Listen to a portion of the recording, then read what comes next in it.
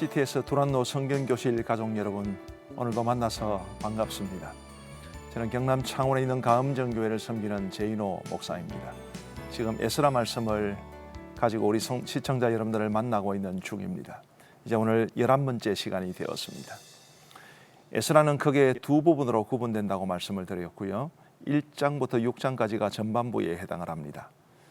이제 페르시아 땅에 있던 유다 사람들이 고레스 왕의 칙령을 받아서 예루살렘으로 돌아와서 여러 많은 대적들의 집요한 방해에도 불구하고 마침내 예루살렘 성전 건축을 완공했다라는 것이 에스라서 전반부에 해당이 되고요. 에스라서 이제 7장부터는 후반부가 시작이 됩니다만은 7장에서 1절부터 10절까지에 대해서는 이 후반부를 이끌어갈 중요 인물인 에스라를 소개하고 있고, 그리고 11절부터 그 이후의 내용들은 아닥사스다 왕이 에스라에게 내린 조서의 내용과 그리고 예루살렘에 도착한 이후에 에스라가 하나님을 찬양한 내용을 살펴보고 있습니다. 이제 오늘 에스라 8장을 살펴보게 될 텐데요. 이 8장 1절부터 14절까지는 에스라와 함께 예루살렘으로 돌아온 유다 백성들을 소개하고 있습니다. 제가 상세하게 살펴보지는 않겠지만 대략 1,500명 정도가 돌아왔습니다. 처음에 1차 귀환 때 이제 스룹바벨과 함께 예루살렘으로 돌아왔던 사람들이 42,360명이었으니까 그 규모에 비하면 이 두 번째 귀환은 인원은 굉장히 적은 인원이었습니다. 그럼에도 불구하고 그들이 정말 하나님 앞에 헌신된 마음으로 돌아왔기 때문에 정말 귀한 사람들이라 아니할 수 없습니다. 15절 말씀을 한번 보십시다. 15절에 이렇게 기록되어 있습니다. 내가 무리를 아하와로 흐르는 강가에 모으고 거기서 3일 동안 장막에 머물며 백성과 제사장들을 살핀즉 그 중에 레위 사람이 한 사람도 없는지라. 4만 몇천 명에 비하면 적은 숫자이기는 합니다만은 그래도 1,500명이 넘는 사람들도 역시 적은 숫자도 아닙니다. 더군다나 그들이 페르시아 전역에 흩어져 살고 있던 사람들이었는데 그들이 함께 모여서 예루살렘으로 돌아가려면 인원을 점검하고 또 행렬을 준비를 하고 배치를 하고 하는 그런 일들이 필요하지 않았겠습니까? 그 일을 위해서 아하와로 흐르는 강가, 이곳이 어디지는 정확하게 알 수는 없습니다만은 어쨌든 아하와로 흐르는 강가에 모으고 거기서 3일 동안 머물면서 이 모든 것들을 준비하려고 했습니다. 그런데 문제가 생긴 것입니다. 에스라가 가만히 무리들을 살펴보니 그 중에 레위 사람이 한 명도 없다는 것을 알게 되었습니다. 제사장들은 있었습니다만은 레위 사람들은 한 명도 없었습니다. 그래서 에스라가 레위 사람들을 확보하기 위해서 사람들을 보내는데 17절을 보시면 가시베아 지방이라는 곳으로 보냅니다. 그곳에 족장 이또라는 사람이 있었습니다. 아마 이 가시베아 지방은 레위 사람들이 많이 모여 사는 곳이었고 이 이또는 그 레위 사람들의 지도자였을 겁니다.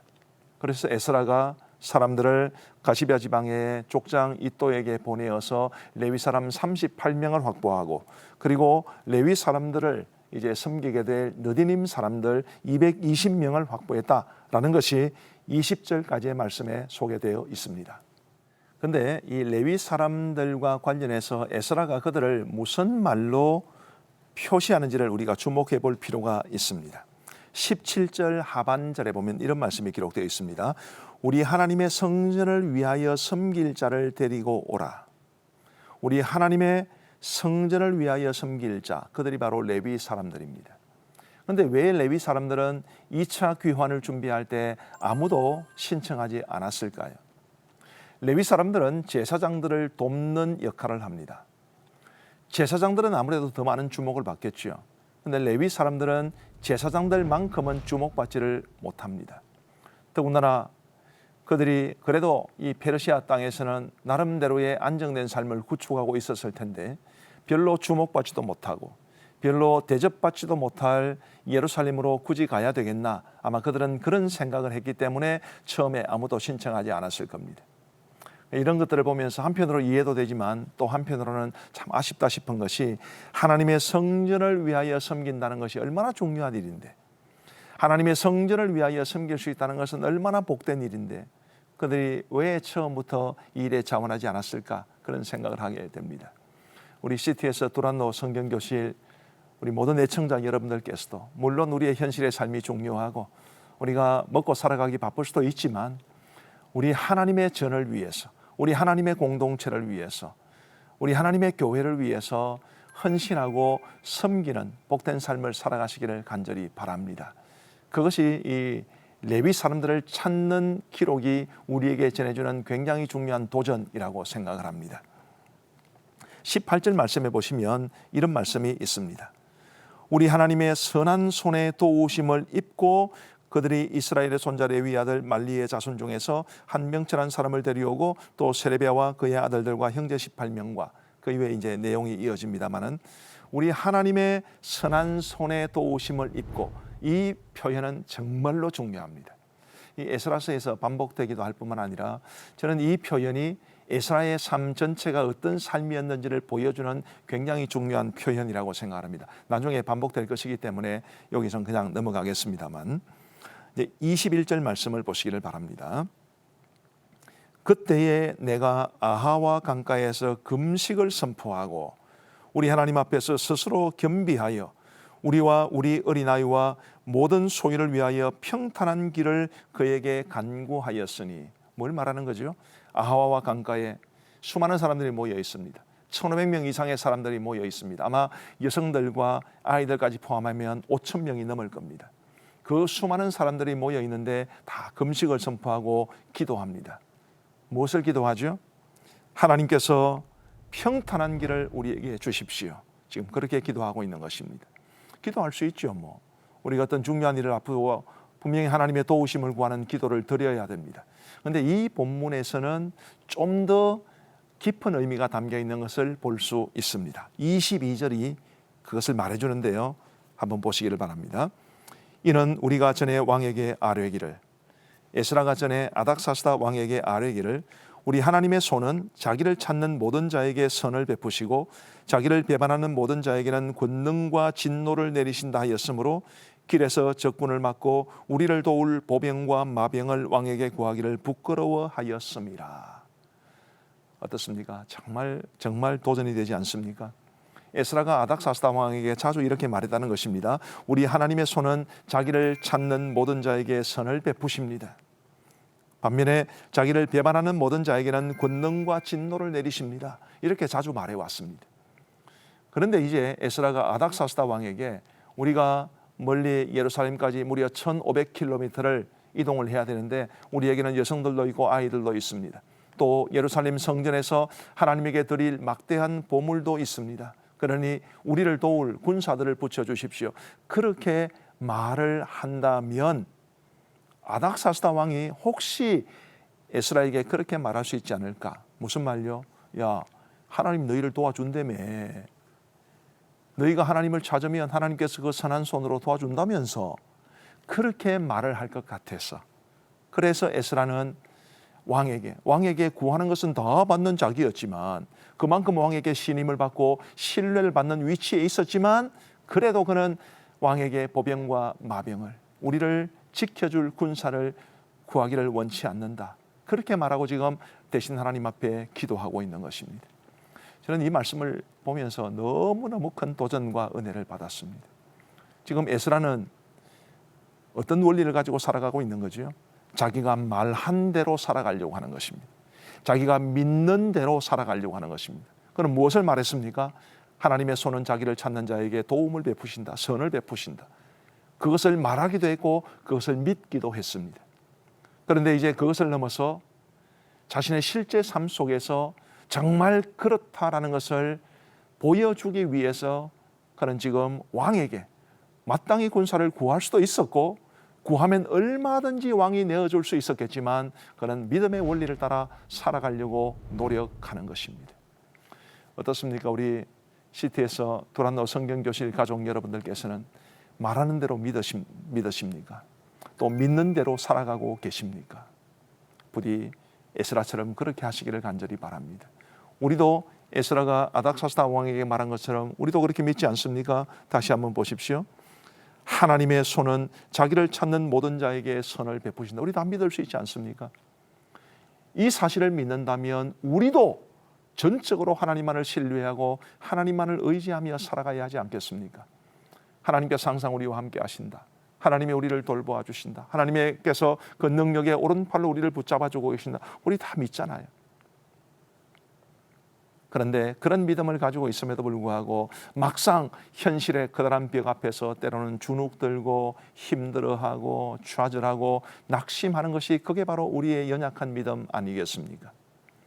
충분히 이해를 합니다마는 부디 하나님 앞에 기도로 매달리시면서 하나님 정말 내가 믿는 대로 살게 하시고 말하는 대로 살아갈 수 있도록 도와주옵소서. 우리 그런 믿음으로 이 땅을 살아갈 수 있게 되기를 간절히 바랍니다.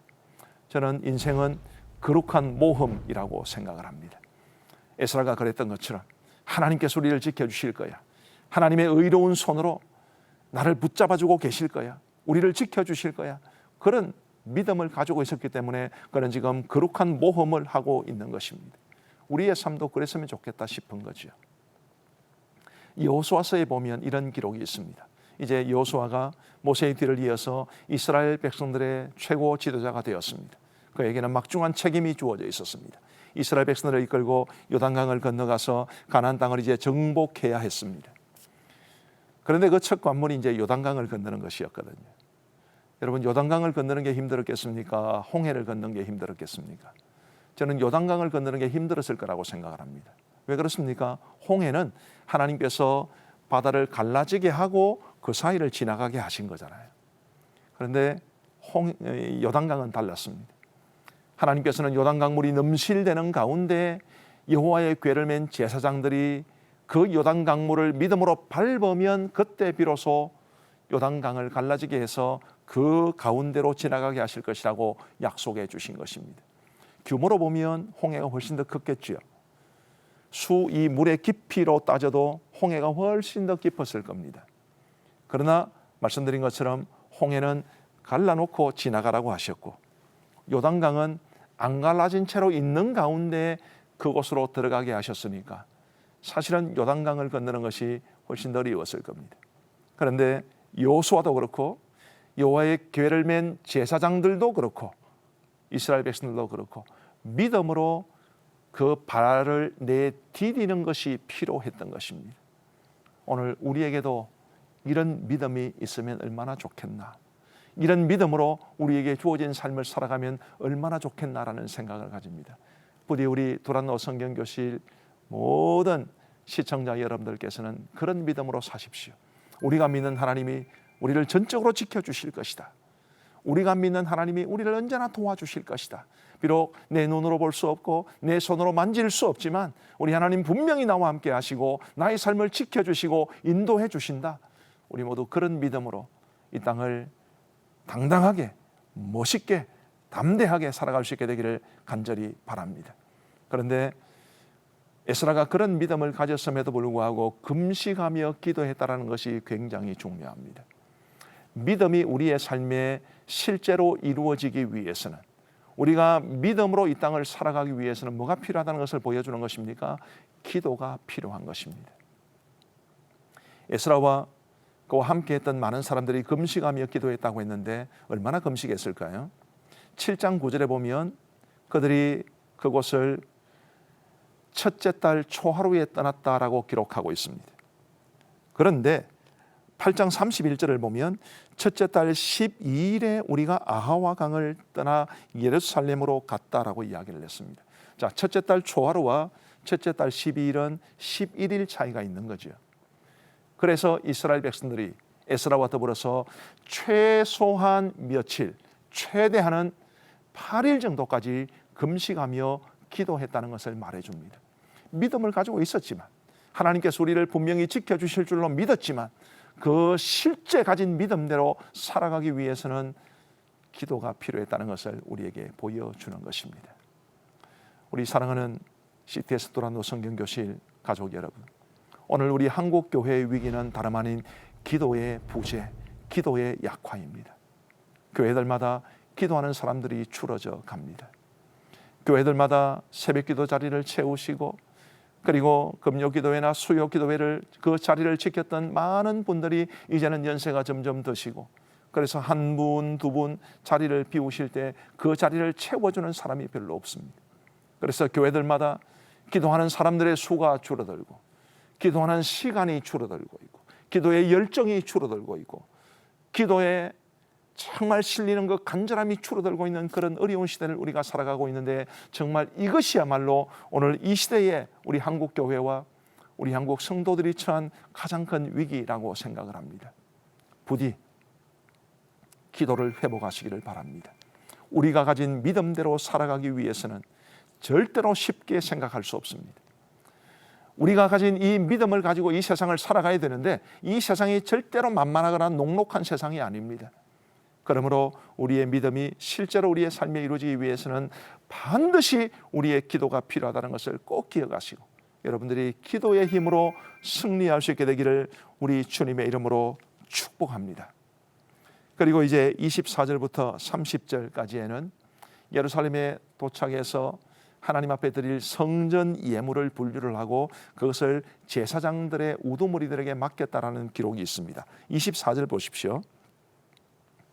그때 내가 제사장의 우두머리들 중 12명 곧 세레비야와 하사랴와 그의 형제 10명을 따로 세우고 제사장의 우두머리들 가운데 12명을 따로 세웠다고 했습니다. 그리고 그들에게 모든 것을 맡겼다고 그랬습니다. 그 맡긴 게 어마어마합니다. 26절을 한번 보시면요.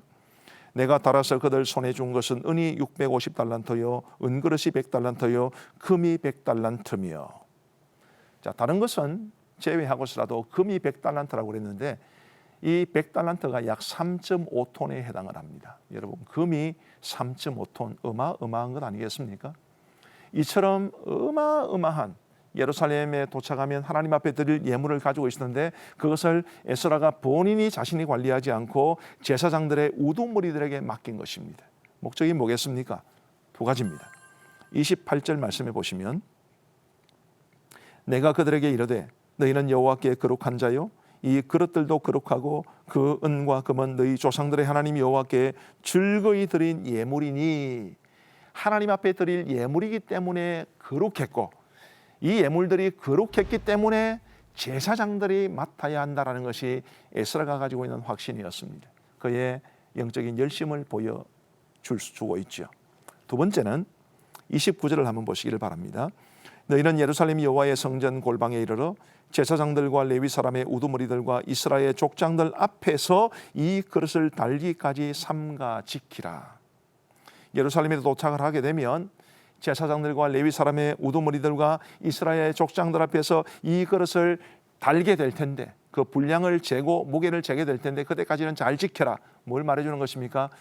이 각종 값진 것들을 관리함에 있어서 투명하기를 바라는 것입니다. 오늘 우리 한국교회에 또 특별히 한국교회 목회자들과 중직자들에게 굉장히 중요한 도전을 줍니다. 교회의 재정은 투명하게 관리가 되어야 한다는 것을 말해주는 것입니다. 오늘 우리 한국교회가 많은 위기를 자초한 바 있습니다만 그 위기의 근본적인 원인들 가운데 하나는 재정의 불투명성입니다. 성도들이 하나님 앞에 드린 재정은 투명하게 관리해야 되는데 아쉽게도 그렇지 못한 경우가 많았습니다. 절대적으로 교회의 재정은 투명해야 하고 교회의 재정을 맡은 사람들은 거룩하고 두려움과 떨림으로 하나님께서 맡기신 그 직분을 수행해야 된다는 것을 오늘 이 말씀이 가르쳐주고 있다는 것을 꼭 기억하시기를 간절히 바랍니다. 그리고 이제 31절 이후로부터 36절까지에는 드디어 그들이 예루살렘에 돌아와서 하나님 앞에 번제와 속죄 제물을 드렸다는 기록이 있습니다. 우리 31절을 한번 보십시오. 첫째 달 12일에 우리가 아하와 강을 떠나 예루살렘으로 갈새 우리 하나님의 손이 우리를 도우사 대적과 길에 매복한 자의 손에서 건지시니라. 저는 이 말씀이 참 좋습니다. 두 가지를 보셔야 되는데요. 하나는 하나님께서 실제로 그 대적과 길에 매복한 자의 손에서 에스라와 그의 일행들을 지켜주셨다는 것이 중요합니다. 자, 4개월 정도가 걸리는 긴 거리 1500km에 해당하는 여정이었습니다. 가지고 있는 이 각종 예물이 얼마나 많습니까? 금만 3.5톤이라고 그랬습니다. 얼마나 많은 양을 얼마나 값진 보물들을 가지고 있는데 그 거리가 멀었는데 왜 노리는 사람이 없겠으며 왜 매복하는 사람이 없었겠습니까? 그런데 하나님께서는 그들을 지켜주신 것입니다. 저는 이 말씀이 너무 좋아요. 에스라가 믿음으로 아닥사스다 왕에게 충분히 군사를 요청할 수 있었지만 그렇게 하지 않았고 그와 모든 일행들이 금식하며 기도하며 하나님 앞에 매달렸더니 하나님께서 응답해 주셨다. 바로 그것을 말해주는 것 아니겠습니까? 우리 사랑하는 CTS 도란노 성경교실 애청자 여러분, 우리 하나님은 자기를 믿고 따르는 사람, 자기를 의지하는 사람을 절대로 실망시키지 않는 분이심을 꼭 기억하시기를 바랍니다. 하나님은 실패하지도 않으시고 하나님은 실수하지도 않으시고 하나님은 절대로 우리를 실망시키지도 않으시는 분이십니다. 비록 우리 하나님의 선하신 뜻을 우리가 다 알 수는 없기 때문에 때로 순간적으로 우리가 어려움을 직면하기도 하고 또 고통스러워하기도 하지만 궁극적으로는 하나님께서 우리를 지켜주신다. 하나님께서 우리를 돌보아 주신다. 이 사실을 꼭 기억하시는 여러분들 되시기를 간절히 바랍니다. 그리고 두 번째로 우리가 기억해야 될 것은 에스라가 하나님께서 자신들을 지켜주셨다는 것을 알고 인정했다는 것이 중요합니다. 많은 경우에 우리가 큰 일을 앞두고 간절한 마음으로 하나님을 의지하고 하나님 앞에 기도했는데 시간이 어느 정도 이제 흘렀을 때 보니까 그게 원하는 대로 잘 됐단 말이에요.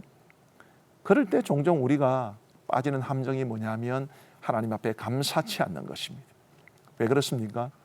기도할 때는 그토록 간절하게 기도하고 매달렸지만 하나님께서 그 기도에 응답해 주셨다는 것을 모르기 때문입니다. 인정하지 않는 경우가 많기 때문입니다.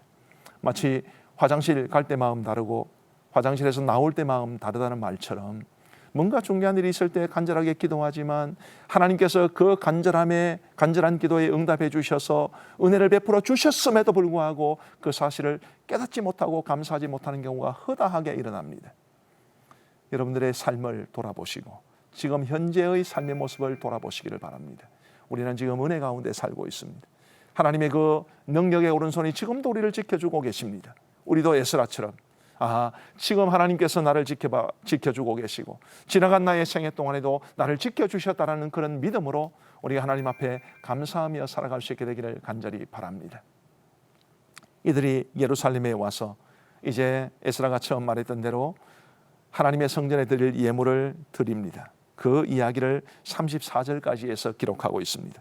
그리고 35절과 36절은 그들이 하나님에게 번제와 속죄제를 드렸다는 것을 말해줍니다. 번제라는 것은 감사의 마음으로 헌신하는 마음으로 하나님 앞에 드리는 제사를 뜻합니다. 속죄 제사는 혹시라도 우리가 하나님 앞에 범죄한 것이 있을까 하여 거룩함과 정결함을 위해서 하나님 앞에 드리는 제사입니다. 우리 그리스도인의 삶에도 그리고 우리 그리스도인들의 영적 공동체에도 이 두 제사가 주는 의미는 언제나 살아 있어야 합니다.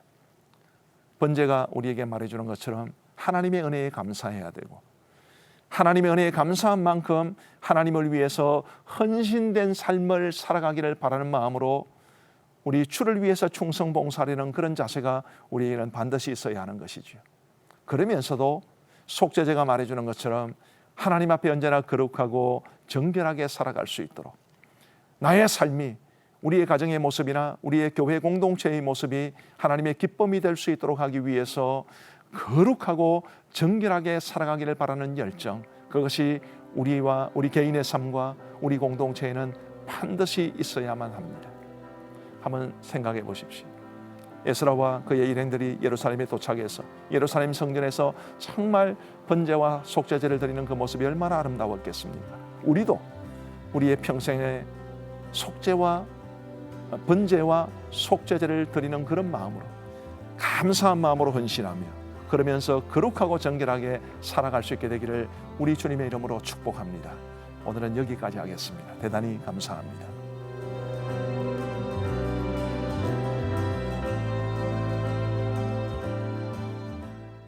이 프로그램은 CTS 방송가족의 사랑과 후원으로 제작되었습니다. 후원전화 02-6333-1003번, ARS 060-808-1004번으로 전화주세요.